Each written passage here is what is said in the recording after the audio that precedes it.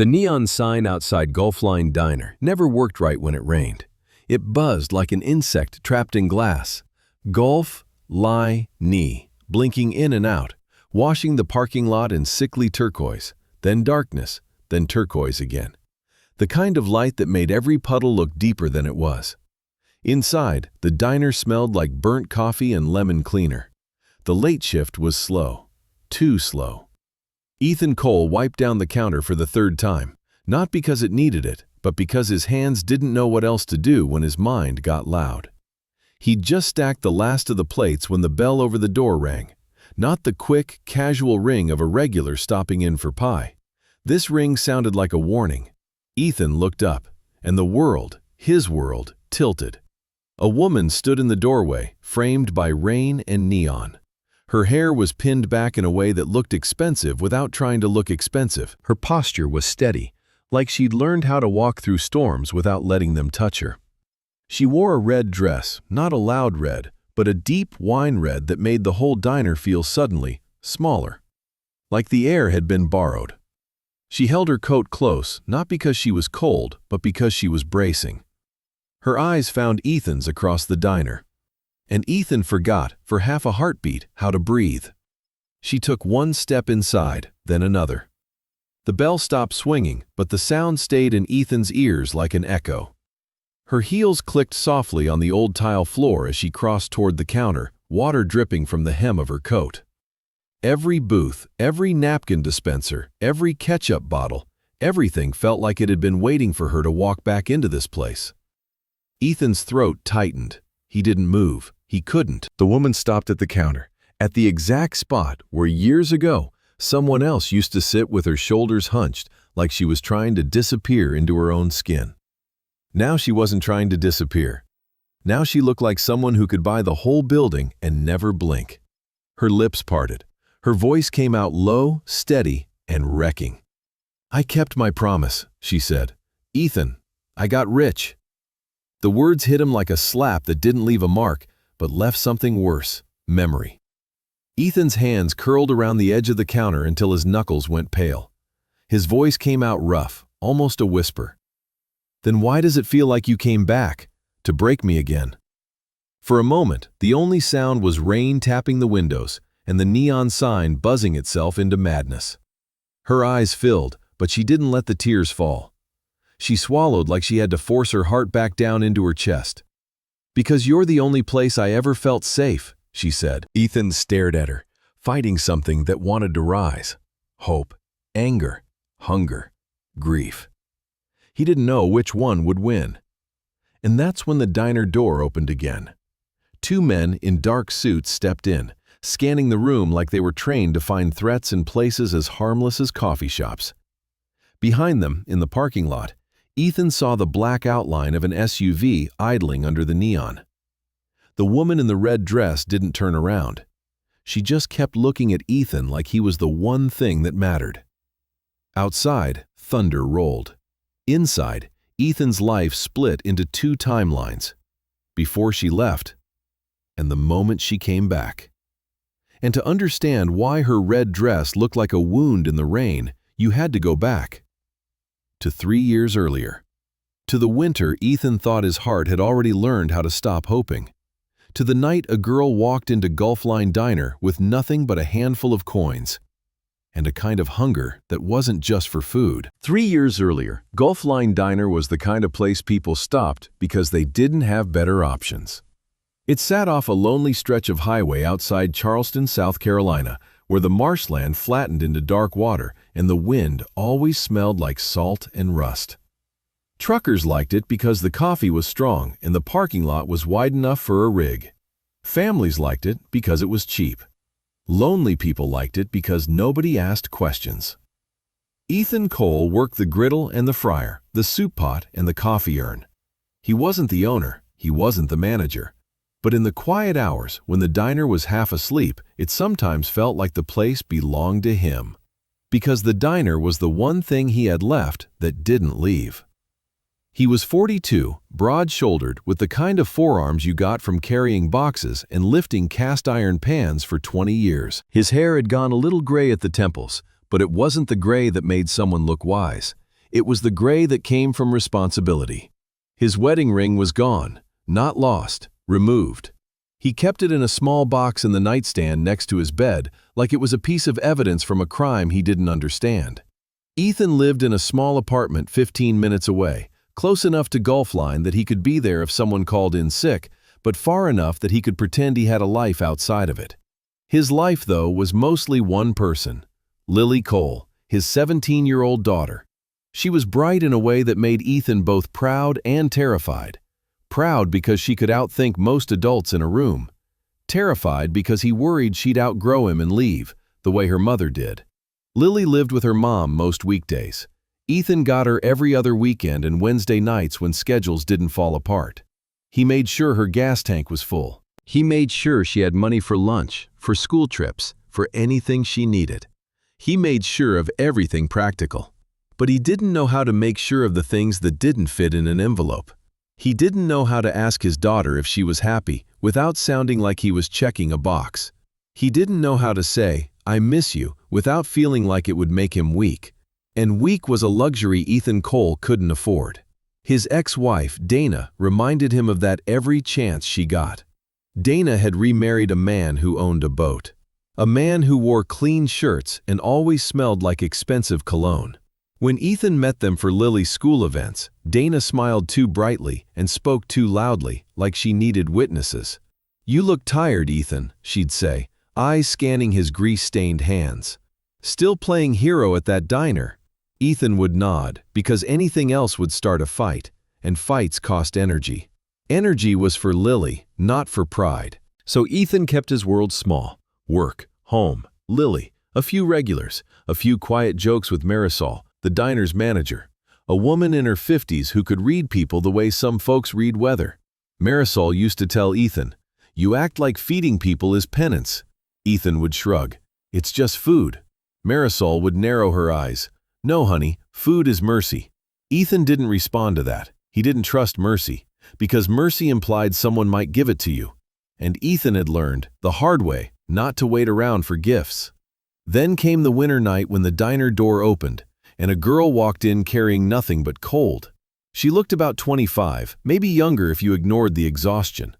She wore an oversized coat that didn't fit her shoulders right. Her hair was damp with rain. Her face was pale, lips faintly bluish from the cold.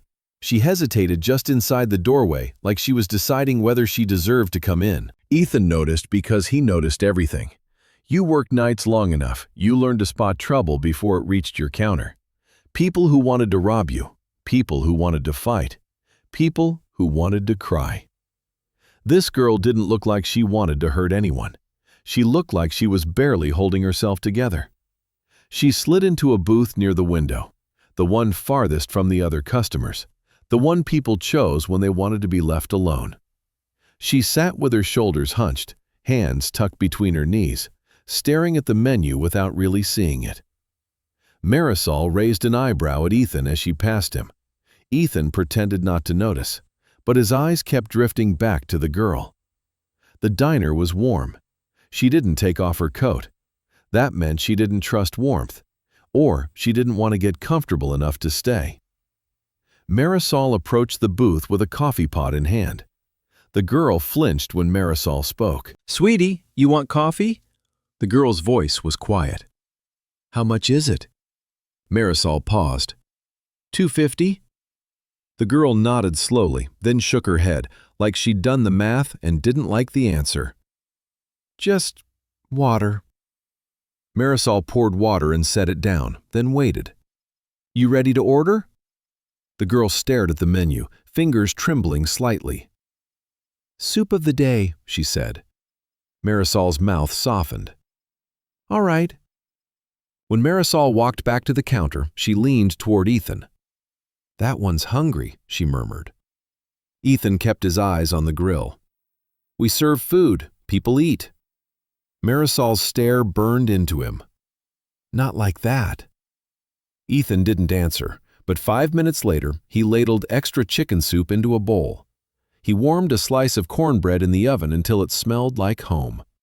And when Marisol carried the order out, she set down more than the girl had asked for. The girl looked up, startled. I didn't order bread, she said, voice tight. Marisol smiled. Cornbread comes with the soup tonight. The girl stared, suspicious. It does? Marisol winked. It does now. Ethan watched from the kitchen window as the girl hesitated, then broke off a tiny piece of cornbread and tasted it like she was afraid it would vanish if she ate too fast. When the warmth hit her, something shifted in her face. Not happiness, not relief, something sharper, like grief that had been waiting for a safe place to show itself. She ate slowly. Ethan pretended not to watch, but he did. He watched her because he recognized that kind of careful eating. He'd seen it in Lily once, after the divorce, when Lily started skipping meals at her mom's house because she didn't want to be extra trouble. Ethan had watched his daughter pick at food like she didn't trust she'd be allowed to finish it. It had made something inside him go cold. Now, watching this stranger, Ethan felt that cold again. The girl finished her soup and sat there with her hands around the empty bowl like it was a heat source. Marisol brought the check. The girl's eyes dropped to it and her shoulders tightened. She reached into her coat pocket and pulled out a handful of coins and a few wrinkled bills.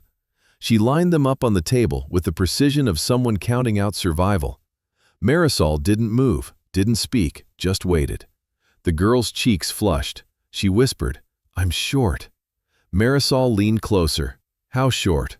The girl swallowed. "A few dollars." Marisol's eyes flicked to the kitchen window where Ethan stood. Ethan's jaw tightened. Marisol turned back to the girl. "What's your name?" The girl hesitated. "Maddie." Not a full name, a shield. Marisol nodded like she understood. "All right, Maddie. Tonight, you're not short." Maddie blinked hard. I can't." Marisol put a hand on the table, firm. "It's cold outside. Eat. Warm up. Come back when you can." Maddie's eyes filled with sudden panic. "No, I can't owe." Marisol's voice softened. "You don't owe. This isn't a loan. This is a diner." Maddie's breath hitched. For a second, Ethan thought she might run. Instead, she whispered, "Thank you." And the way she said it, like the words hurt, made Ethan's chest tighten. Marisol returned to the counter. Ethan kept his head down. After Maddie left, the booth near the window stayed empty, but Ethan found his eyes drifting to it anyway, as if the air still held her, as if the diner itself remembered. Maddie came back the next night, and the next, always around the same time, after 9, when the rush was gone and the diner quieted into its late-night hum. Always the same booth by the window, always the soup, always water. Ethan didn't ask questions. He told himself he was doing the decent thing, the simple thing. But the truth was, her presence started to change the atmosphere. Not in a dramatic way, in small ways that crept under your skin. The way she looked at the menu like she was reading a language she used to know, but had forgotten. The way she folded the cloth napkin in the clean, sharp angles, like someone had taught her how.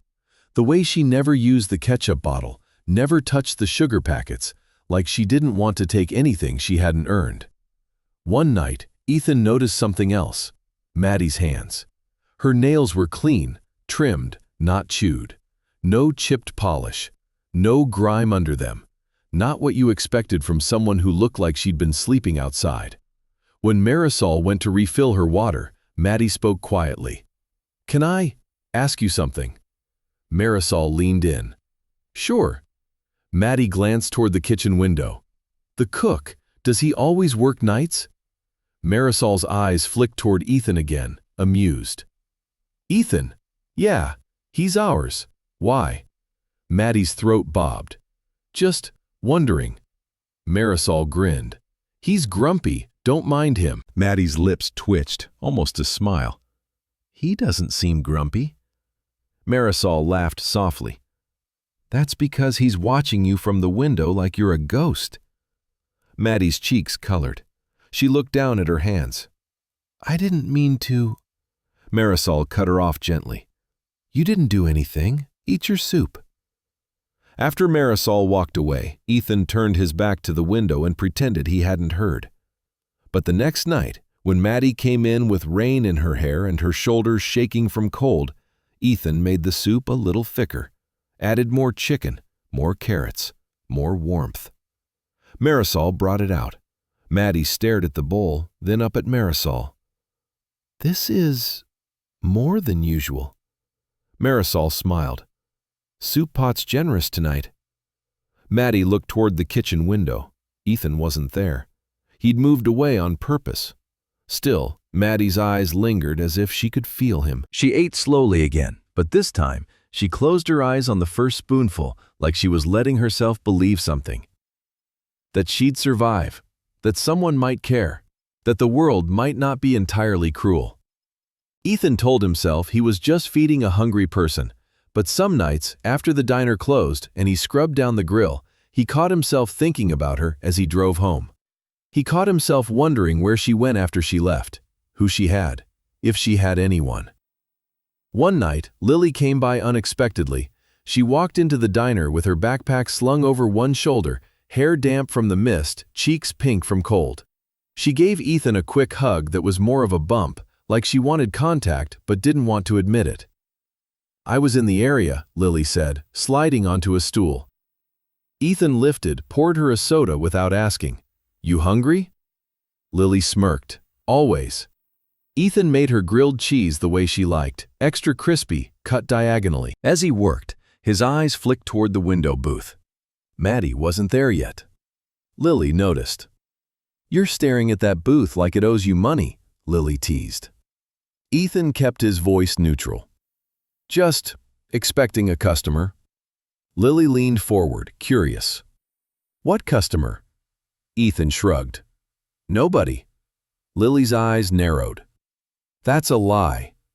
Ethan set the grilled cheese down in front of her. "Eat."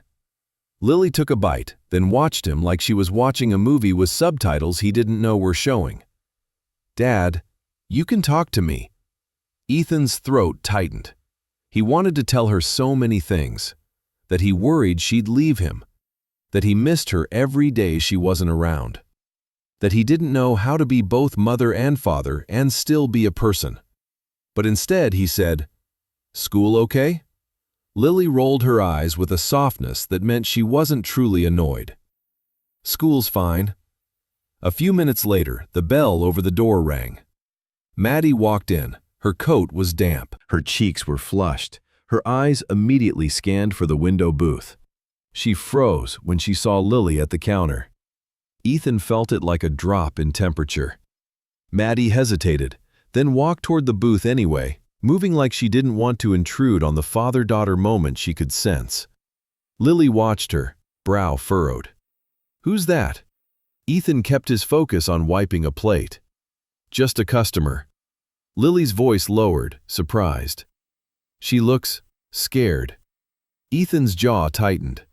"People have reasons." Lily chewed slowly, eyes still on Maddie. "Does she come here a lot?" Ethan didn't answer fast enough. Lily's gaze snapped back to him. "Oh my God," she whispered dramatically. "Dad, you have a mystery girl." Ethan shot her a look. "No, I don't." Lily grinned. "You're blushing." "I am not." "You are." Ethan leaned closer, voice low. "Eat your grilled cheese, Lily." Lily's eyes sparkled with mischief and something else, hope, maybe. "I haven't seen you look at anyone in forever." Ethan felt his chest tighten. "Don't." Lily's smile softened. "I'm not teasing, I'm just saying, it'd be nice." Ethan swallowed. He didn't respond. But when he glanced toward Maddie's booth, he saw her watching Lily with something in her eyes that looked like longing. Not romantic longing, something deeper, like she was watching a world she'd lost. Maddie looked away quickly when Ethan met her gaze. That night, Maddie didn't finish her soup. She left early, and Ethan found himself staring at the door after she went, feeling like he'd missed something important. The coldest night of that winter came without warning, the kind of cold that made the diner's windows sweat from the inside, the kind of cold that made the air outside feel like glass. Ethan arrived for his shift and found Marisol already there, rubbing her hands together. "This weather's mean," she muttered. Ethan nodded, shrugging off his jacket. "Soup'll sell." Marisol gave him a look. "You think she'll come tonight?" Ethan kept his eyes on the soup pot. "Who?" Marisol snorted. "Don't play dumb. The girl." Ethan stirred the soup harder than necessary. "I don't know." But he did know. He'd started to recognize Maddie's rhythm the way you recognized your own heartbeat. If she missed a night, it felt like something was wrong with the world. By 10, the diner was nearly empty. Outside, wind slammed rain against the windows like it was trying to get in. At 10:17, the bell rang. Maddie stepped inside. She looked worse than usual. Her hair was wet, clinging to her cheeks. Her coat was too thin for this weather. Her hands were shaking, and she kept glancing over her shoulder like she was making sure no one followed her. Ethan felt something sharp in his gut. Maddie slid into the booth, but she didn't open the menu. She just sat there, breathing shallow, staring at the tabletop. Marisol approached, voice gentle. "Soup?" Maddie nodded, not lifting her head. Marisol looked to Ethan. Ethan didn't hesitate this time. He grabbed a clean bowl and filled it. Then, without thinking too much, he took a plate and put on a full meal. Mashed potatoes, green beans, a slice of meatloaf still steaming, and cornbread. He carried it out himself. When he reached Maddie's booth, she looked up sharply, startled to see him. For the first time, Ethan saw her eyes clearly. They were a stormy gray blue, the kind of eyes that didn't belong to someone who'd lived a small life. Ethan set the tray down. "Eat." Maddie blinked. I only ordered soup." Ethan's voice was low, firm, careful not to sound like pity. "You look like you haven't eaten in days." Maddie's throat bobbed. "I can't pay for that." Ethan slid into the booth across from her without asking, breaking the invisible rule of distance he'd kept all winter. This was the taboo. This was the line. He looked at her and said, "Then don't." Maddie's eyes widened. You don't know me." Ethan's voice softened. "No, I don't. But I know hungry." Maddie's hands trembled as she reached for the spoon. She took one bite of soup, then another. Her breathing slowed, just a fraction. Ethan watched her carefully. "You safe?" The question came out before he could stop it. Maddie froze. Her spoon hovered mid-air. Her eyes flicked to the window, to the rain, to the neon buzzing like a warning. Her voice came out small. "No." Ethan's stomach tightened. "Who?" Maddie shook her head fast. I can't talk about it." Ethan leaned back slightly, forcing himself not to push. "All right." Maddie's eyes filled with sudden tears. She blinked them back hard, angry at herself for letting them appear. Ethan's voice lowered. "You don't have to tell me. You don't have to be alone in here." Maddie stared at him like the words were dangerous. Then her shoulders dropped, and the dam broke. Not loudly, not dramatically, but in a quiet tremor that made her look younger than she was. Tears slid down her cheeks as she covered her mouth with her hand like she was trying to keep the sound inside. Ethan's chest tightened so hard it almost hurt. He reached across the table, slowly, giving her time to pull away, and placed his hand on the edge of the booth near hers. Not touching her, just there. A presence, a promise of distance and care. Maddie looked at his hand like it was the most vulnerable thing she'd ever seen. Her voice shook. "Why are you doing this?" Ethan swallowed. "Because someone should have done it for you already." Maddie's breath hitched. Then, with a kind of desperate courage, she reached out and grabbed Ethan's hand. Her fingers were cold. Ethan didn't pull away. Maddie whispered, "If I ever make it back, if I ever become someone again, I'll take care of you." Ethan's throat tightened. He shook his head slightly. "Don't promise what life can't keep." Maddie's grip tightened. Her eyes locked on his like she was anchoring herself. "Then let me promise what I can," she said, voice trembling. "I'll come back." Ethan stared at her, caught between the urge to believe and the instinct to protect himself from believing. He forced his voice to stay steady. You don't owe me anything." Maddie swallowed hard. "It's not owing, I don't know. It's the only thing I can say that feels true." Ethan held her gaze. In that booth, with rain pounding the windows and neon buzzing outside, something shifted between them. Not love yet, not romance, but a connection, raw and human, that felt like a hand on a cliff edge. Ethan said quietly, "All right?" Maddie exhaled as if she'd been holding her breath for months. They sat like that, hands clasped across the table, until Maddie's tears slowed and the food cooled. When she finally let go, her cheeks were wet, her eyes red, but her posture looked less like collapse. Before she left, she looked at Ethan like she wanted to memorize him. "I'm Maddie," she said again, as if trying to make it real. "Thank you." Ethan nodded. He tried to focus on the grill, on orders, on the regular who always complained his fries weren't crispy enough. But every time the bell rang, his shoulders tensed. Every time it didn't ring, his chest tightened. The second night she missed, Marisol noticed. "She's not coming," Marisol said quietly, wiping a table. Ethan kept his eyes on the soup pot. "Maybe she's sick." Marisol's voice turned sharp.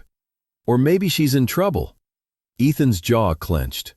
He didn't want to imagine it, because imagining it meant admitting he cared, and caring meant vulnerability. On the third night, Ethan checked the booth by the window after closing.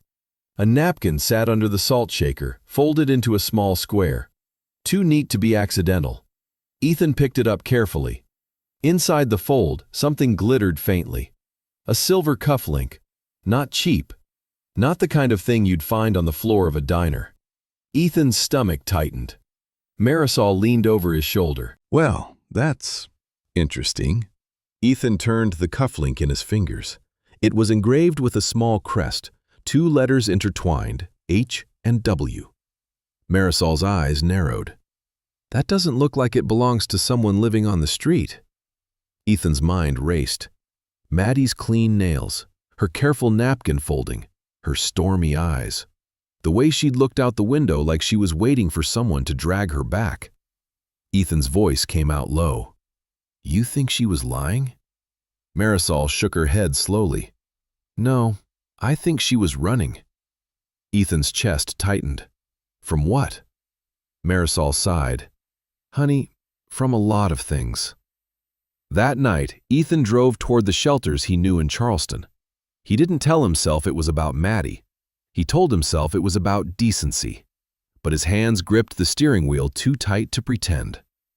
At the first shelter, the woman at the desk looked weary. Ethan asked carefully, "Have you seen a young woman, gray-blue eyes, dark hair, goes by Maddie?"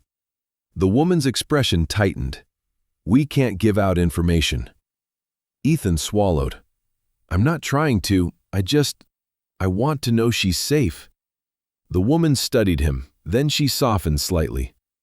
"We had someone like that come through a few times, but not this week." Ethan's stomach dropped. He drove to another shelter, then another.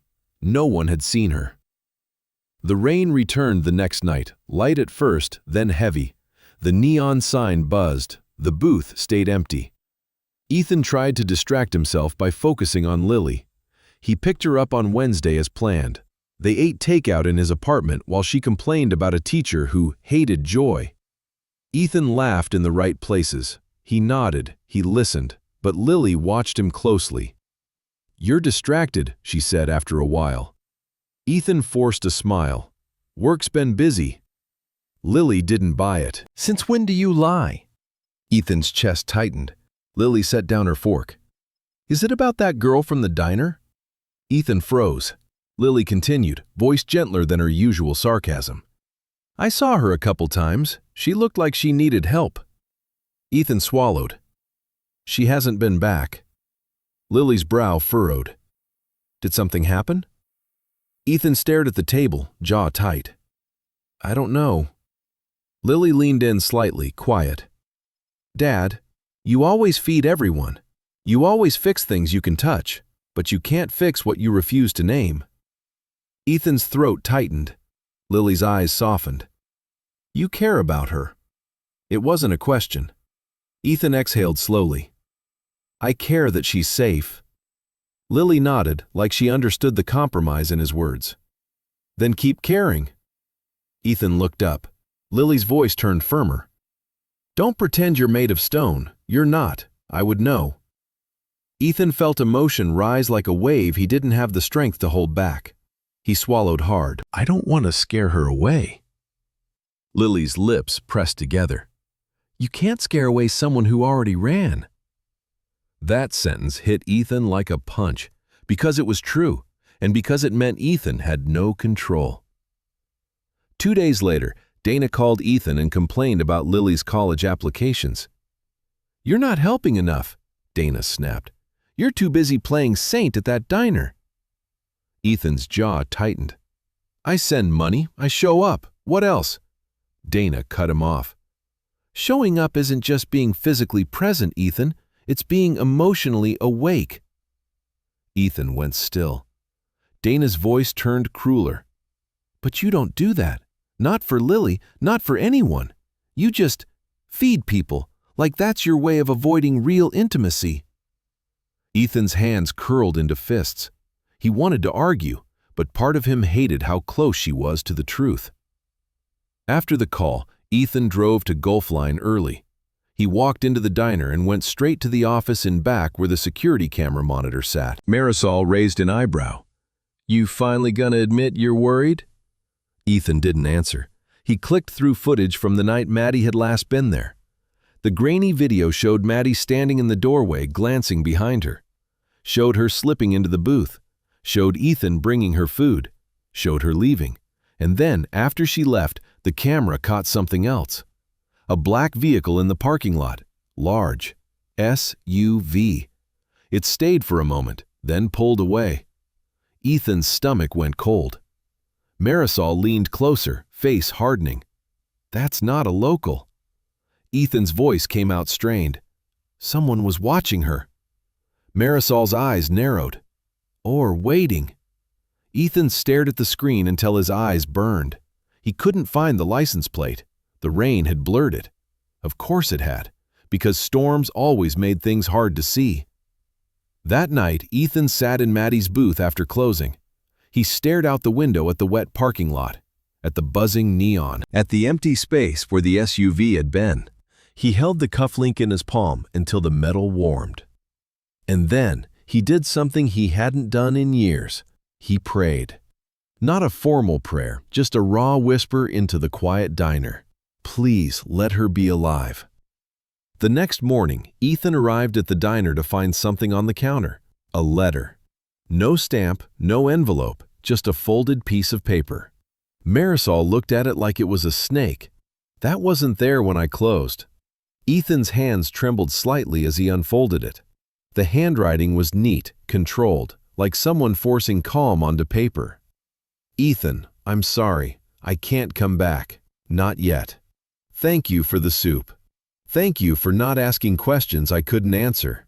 Don't look for me. It will make it worse. M. Ethan stared at the letter until the words blurred. Marisol's voice was quiet. She's alive. Ethan swallowed. For now. He folded the letter carefully and slid it into his wallet like it was an organ he couldn't live without.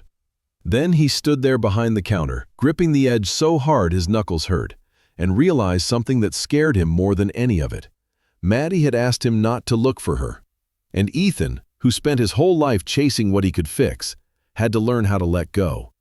Not because he wanted to, but because loving someone sometimes meant not pulling them back into your orbit before they were ready. So Ethan did the hardest thing he'd ever done. He waited. Weeks turned into months. Winter turned to spring. Maddie never returned. The booth by the window stayed empty. And Ethan told himself every day not to hope.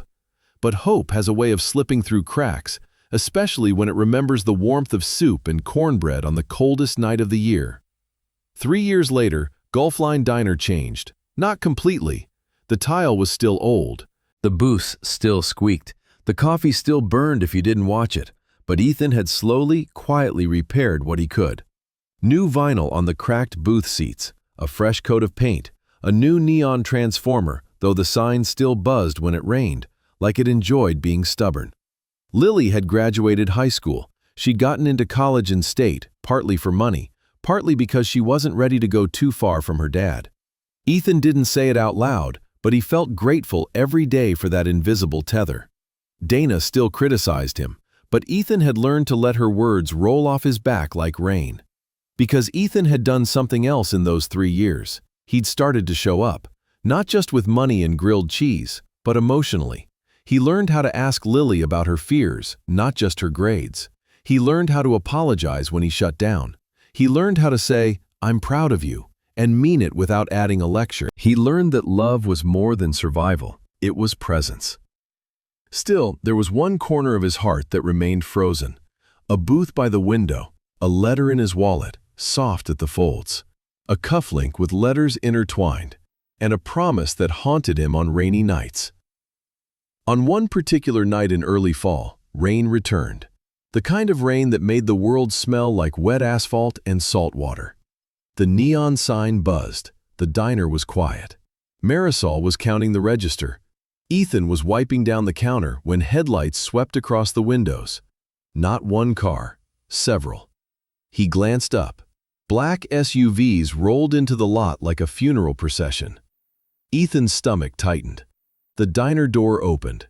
2 men stepped in, dark suits, earpieces, scanning the room. Ethan's body went rigid. Marisol whispered, "What the hell?" Then the men stepped aside, and she walked in. The woman in the red dress. For half a second, Ethan didn't recognize her. Not because she looked different, but because she looked impossible. Her hair was glossy, pinned neatly. Her makeup was subtle but perfect. Her posture was straight, shoulders back like she'd been trained to never appear small. Her eyes, though, those stormy gray-blue eyes, were the same. They found Ethan and held him like a tether. Ethan's hands froze mid-wipe. His breath caught. Marisol's mouth fell open. "Oh, my God." The woman walked forward slowly, as if each step was a decision. When she reached the counter, she stopped, exactly where she'd stopped years ago, dripping rain, hungry, shaking. Now she was dripping rain and power. But there was something fragile in her gaze, something that didn't belong with the SUVs outside. She spoke softly, like saying it louder might break it. "I kept my promise," she said. "Ethan, I got rich." Ethan stared at her, heart slamming against his ribs. His voice came out rough. "Then why does it feel like you came back to break me again?" Her eyes shimmered. She swallowed. "Because you're the only place I ever felt safe." Ethan's jaw tightened. "Safe?" he repeated bitterly. "You vanished. You left me with an empty booth and a letter that told me not to look for you." Her lips parted. "I know." Ethan's voice sharpened. "Do you know what that does to a man who's already lost everything once?" Her face flinched, like he'd struck exactly where it hurt. "I didn't leave because I forgot you," she said quickly. "I left because my father was dying, and my family found me." Ethan blinked, stunned. "Your family?" She exhaled slowly. "My real name is Madeline Whitmore Hayes." The name landed heavy in the diner's air. Marisol sucked in a breath. "Whitmore? As in Whitmore Hayes Holdings?" Madeline's eyes flicked to Marisol, then back to Ethan. "Yes." Ethan's brain struggled to connect the dots.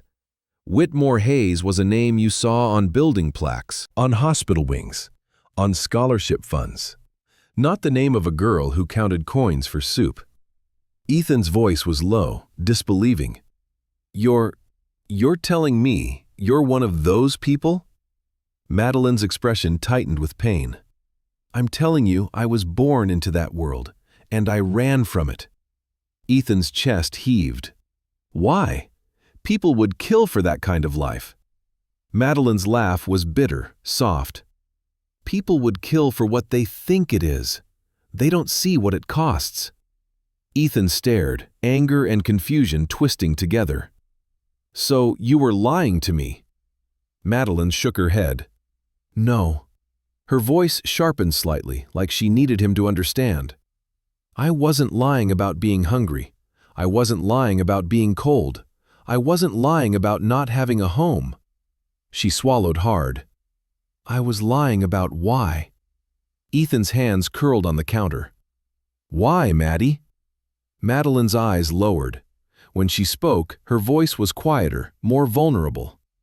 My father didn't love me, she said. Not like a daughter, like an asset. Ethan's stomach tightened. Madeline continued, words measured like stepping through broken glass. He controlled everything, my schedule, my friends, my future. I was engaged at 22 to a man I didn't choose because it was good for business. Ethan felt cold spread through him. Madeline's eyes glistened. The night before the engagement announcement, I found out I was pregnant. Ethan's breath caught. Madeline's voice broke slightly. And the man I was engaged to, he said it wasn't his problem. My father said it was a scandal. They made decisions. Ethan's jaw clenched so hard it hurt. Madeline swallowed, forcing herself to keep going. I lost the baby. The words fell into the diner like shattered glass. For a long second, Ethan couldn't breathe. Madeline's tears finally spilled, silent down her cheeks, but she didn't wipe them away, like she was done hiding. I didn't leave because I wanted to, she said. I left because my father's people found me. They dragged me back. I was locked up in a beautiful house with security and lawyers. They told me I was unwell. They controlled my phone, my bank accounts, everything. Ethan's hands trembled. Anger surged so hot it made his vision blur. He pictured her walking into the diner those nights, cold, scared, looking over her shoulder. He'd thought she was running from poverty. She'd been running from a prison made of money. Ethan's voice was low, dangerous. So the SUV... Madeline nodded faintly. They were watching me, making sure I didn't disappear completely. When you sat with me, when you touched my hand, I think I panicked, because I realized if they saw I had someone, they'd use you. Ethan swallowed hard, throat burning. Madeline's voice trembled. That's why I wrote the letter. I was trying to protect you. Ethan stared at her, rage shifting into something heavier, pain. Because protection still felt like abandonment when you were the one left behind. Ethan's voice came out hoarse. And now? Why now? Madeline inhaled slowly. My father is dead. Ethan stiffened. Madeline continued, eyes steady despite the tears. And in his will, he left everything to me. But not as a gift. Her mouth twisted. As a test. He wanted to see if I'd become what he built. Ethan's chest tightened. So you did. Madeline shook her head fiercely. No. She leaned forward slightly, voice urgent. I fought. I spent the last 3 years tearing through legal battles, boardrooms, contracts. People tried to break me. I learned how to survive in that world without letting it own my soul. She swallowed. And I kept thinking about you. Ethan's heart twisted painfully. Madeline's voice softened. In those rooms, everyone wanted a piece of me. They wanted my name, my money, my signature. She looked at him like he was the only truth she had. You were the only one who gave me something and asked for nothing. Ethan's throat closed. He wanted to step forward, to pull her into his arms, to tell her he'd waited, he'd prayed, he'd kept her booth like a shrine. But fear rose up. Fear that she was here out of guilt. Fear he was just a chapter in her escape story. Ethan's voice turned cold, defensive. So what is this? You came to pay your debt? Madeline flinched. No. Ethan pushed because he needed the truth even if it hurt. Then what? You going to hand me a check and disappear again? Madeline's tears fell faster now. I'm not here to buy you, Ethan. Ethan's jaw tightened. Then what are you here for? Madeline took a shaky breath. For the part of me you saw, she whispered. For the part of me that was real. For the promise I made not because I owed you, but because you made me believe I could come back from the edge." Ethan stared at her, chest aching. Marisol quietly retreated to the back, giving them space. The diner felt like it held its breath. Madeline's voice grew steadier. "I'm here because I can finally choose my life. And the first choice I wanted to make was to come back to the only place that ever felt like home." Ethan's eyes burned. He whispered, almost helplessly, "You left me." Madeline nodded, tears shining. "I did." Ethan's voice cracked. "And it broke me." Madeline's face crumpled. "I'm sorry." Ethan shook his head slowly, angry at his own emotions. "Sorry doesn't erase 3 years." Madeline's voice turned fierce, like she was fighting for something. "Then don't let it erase them. Let me earn the right to be here." Ethan's breath shook. He looked at her red dress, so bright against the diner's worn colors, and realized something. She wasn't wearing it to show off. She was wearing it like armor, like a declaration. "I'm not running anymore." Ethan's voice dropped to a whisper. "And those men?" Madeline's eyes flicked toward the SUVs. "Security, they insisted. They don't trust anything." Ethan's lips tightened. "Do you trust me?" Madeline didn't hesitate. "Yes." Ethan's chest hurt, because he wanted to trust her too. But trust wasn't a switch. It was a wound that had to close in its own time. Ethan exhaled slowly, voice raw. "Sit." Madeline blinked. "What?" Ethan nodded toward the booth by the window, the one she'd always chosen. Madeline's throat tightened. She stepped toward it like she was approaching a grave. She slid into the seat. Ethan walked around the counter and sat across from her, the exact mirror of that cold winter night, except now she wasn't starving. Now she was bleeding in a different way. Ethan stared at her for a long moment. Then he stood. He walked to the kitchen, and he made soup. Not the diner's soup of the day, not something from a menu. He made the soup he'd made on the coldest night, chicken, thick and warm, with more care than he'd put into any dish all week. He warmed cornbread until it smelled like comfort. When he brought the tray back, Madeline's eyes filled again. Ethan set it down and said quietly, "Eat." Madeline's voice trembled. "Ethan." Ethan cut her off, gentle but firm. "Just eat." Madeline lifted the spoon with shaking fingers. She took one bite. Her eyes closed, and the sound she made, small, broken, made Ethan's chest ache with something close to grief. Because this wasn't just soup, it was memory. It was survival. It was the only language they'd shared before everything fell apart. Madeline whispered, eyes still closed, "I missed this." Ethan's voice came out rough, "Yeah." Madeline opened her eyes, looking at him across the steam. "I missed you." Ethan's breath caught. He didn't respond, because if he did, he wasn't sure he'd survive the honesty. Madeline didn't leave after the soup. Not that night, not the next. She returned the following evening, this time without the SUVs parked right at the front. They were still there, farther back, less intrusive, like she'd negotiated space. She wore jeans and a soft sweater, hair down, looking more like the Maddie who used to sit by the window. But her eyes still held storms. Ethan kept his distance at first. He spoke politely, he refilled her water, he asked basic questions. "How are you? Are you safe? Do you have somewhere to stay?" Madeline answered honestly. She was staying at a hotel in Charleston, the kind with marble floors and silent elevators. She hated it. "It feels like a museum," she admitted one night, twisting her spoon between her fingers. "Like nothing in it is meant to be touched." Ethan's voice was flat. "That's because it isn't." Madeline looked at him, a sad smile forming. "You hate that world." Ethan didn't deny it. "I hate what it did to you." Madeline swallowed, eyes softening. "And I hate what it did to you." Ethan frowned. "It didn't do anything to me." Madeline's voice turned quiet. "It made you believe you didn't deserve someone coming back." Ethan went still. He stared at her, and she held his gaze like she wasn't afraid of his anger anymore. That scared him more than anything. because it meant she'd changed. She'd grown into someone who could stand in storms without flinching. And Ethan was still learning how not to hide from rain. A week after Madeline's return, Lily showed up at the diner.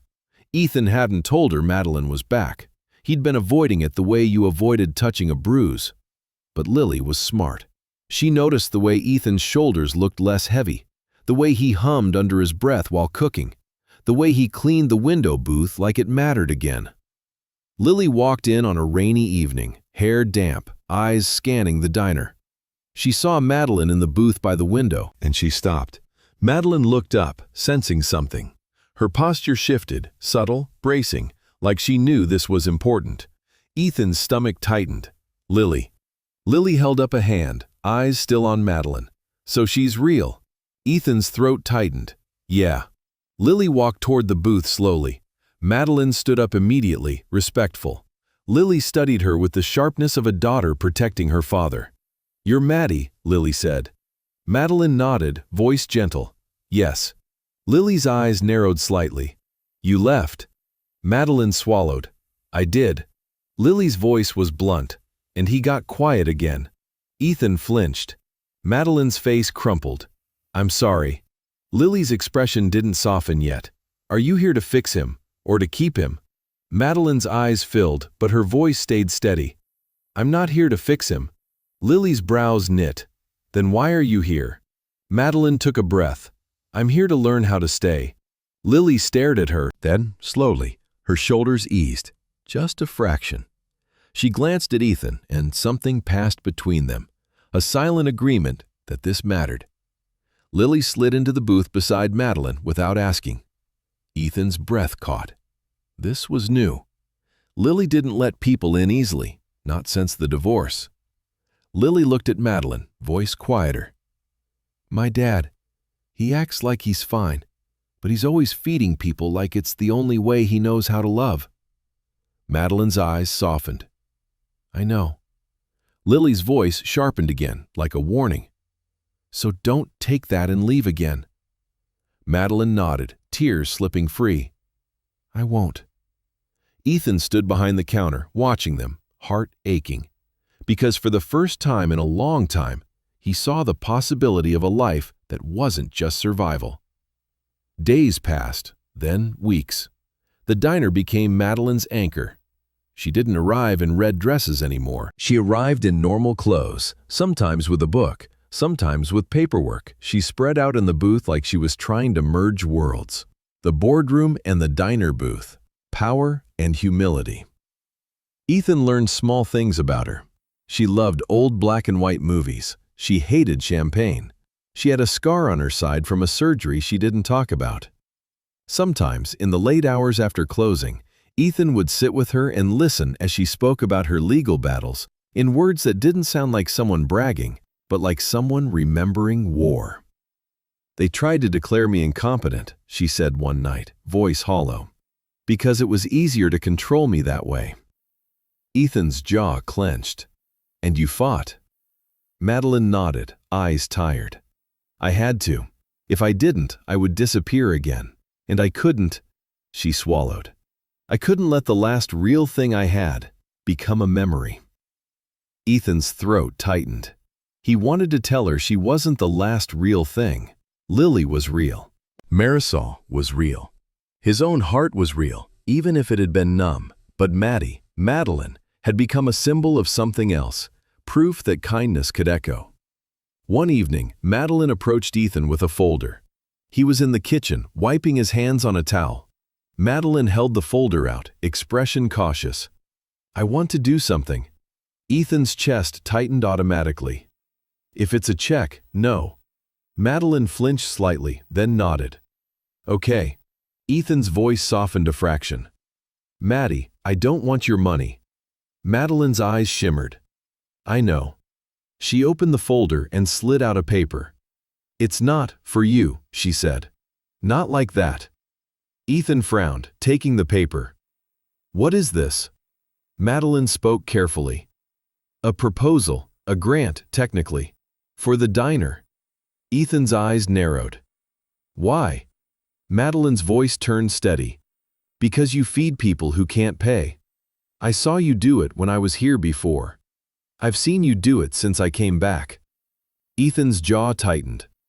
That's my choice. Madeline nodded. Exactly, and I want it to stay your choice. Ethan stared at her, confused. Madeline continued, words gentle. I want to set up a fund, quietly, so that when you decide someone needs a meal, you don't have to carry the cost alone. No publicity, no press, no name on the wall. Ethan's throat tightened.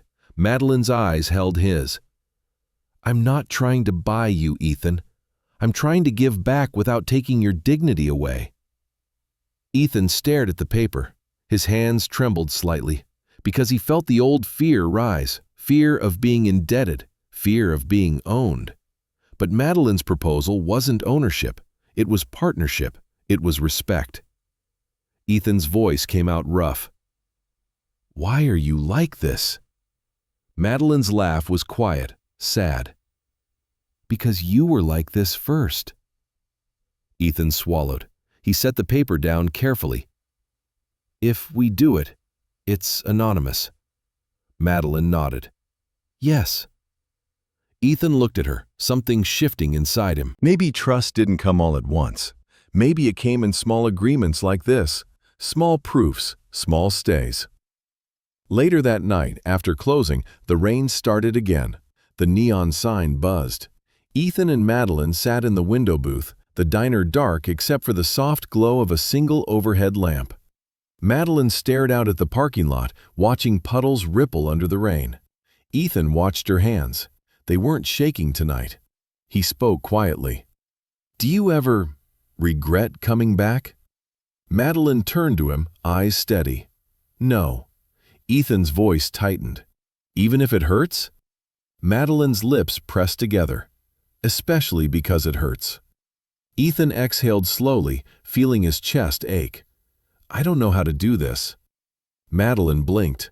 Do what? Ethan's voice was raw, honest. Let someone in again.